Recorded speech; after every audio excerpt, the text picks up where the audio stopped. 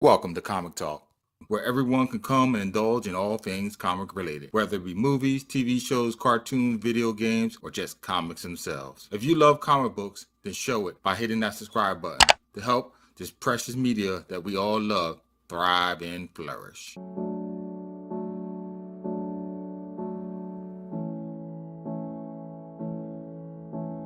Wow. This retelling of an old story clearly shows how comics can be used as a modern parable for the new use of today. In 2 issues, you get the spectrum of thoughts and feelings that truly run the gauntlet, leaving you at the end to ponder exactly where you stand on certain issues. But I guess that's why Flowers for Algernon has stood the test of time, as many of the themes in it are as true today as they were back in 1959 when the story was first published in an anthology magazine known simply as the Magazine of Fantasy and Science Fiction.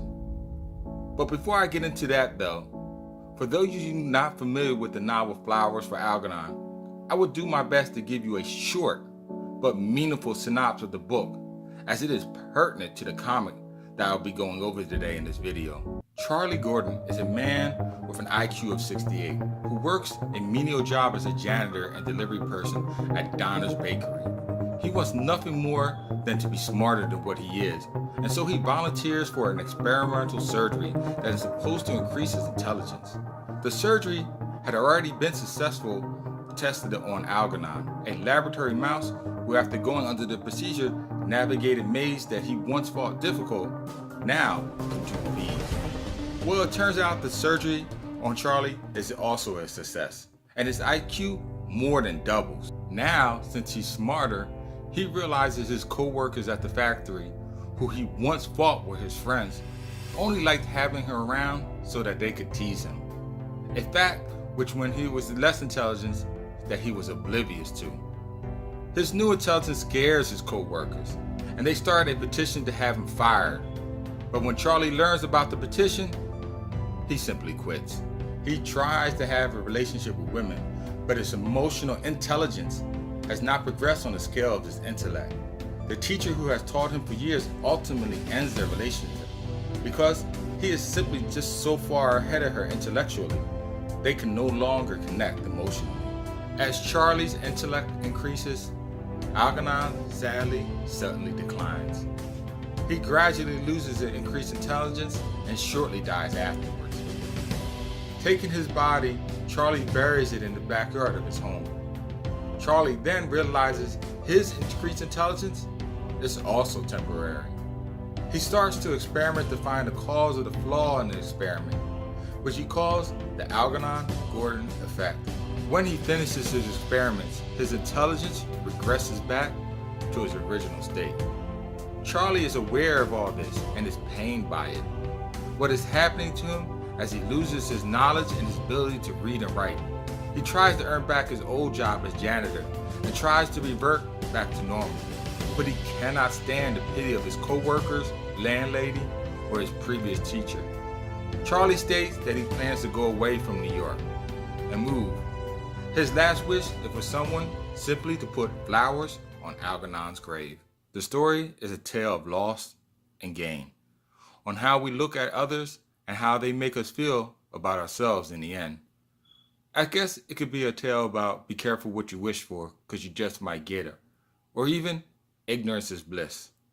Either way, I encourage you to read this short story, as it will leave you at the end asking more questions about yourself. And that is what a good story does. Leaving us the topic of this video, a story paraphrased as Flowers for Rhino, a 2-part comic tale told in Spider-Man's Tangled Web issues number 5 and 6. Writer Peter Milligan really does a good job on bringing sympathy to this long-time Spider-Man foe.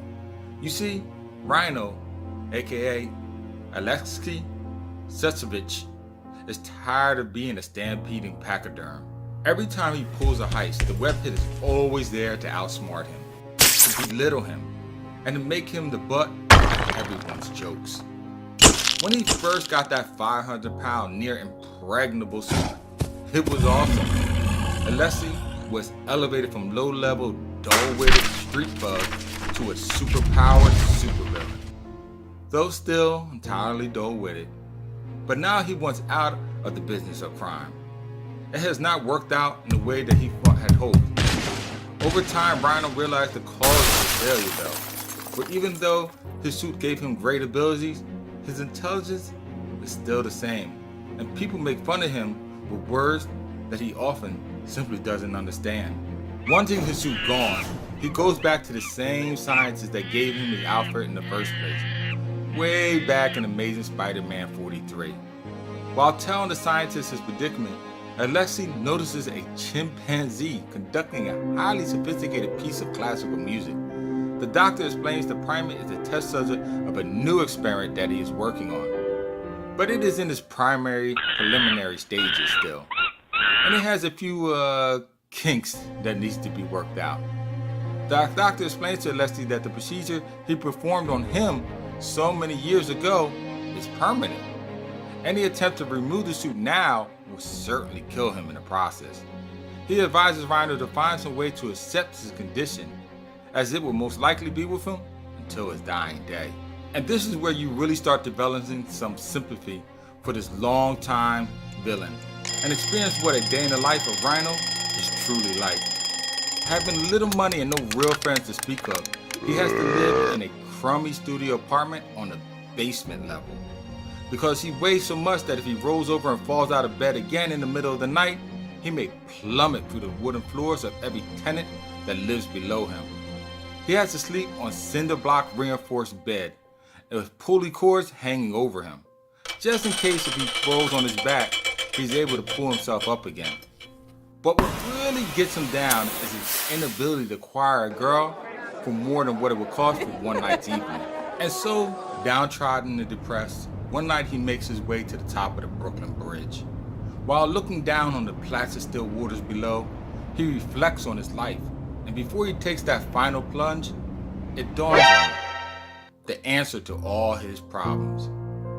But will the experiment work on Rhino the way it did on a chimpanzee? Will it be the answer to all his problems? Or will it simply just open up a whole new can of worms for him to deal with? If you liked Flowers for Algernon and are a true Spider-Man fan, I encourage you to read the story, as it often ranks at the top 100 of Spider-Man's best stories told ever. And therefore I give it a 3.5 out of 5. A very good read. Please check out my YouTube channel, Comic Talk, for other videos like this. Tap that bell icon on your way out. And oh yes, until next time, as always, keep reading, my friends.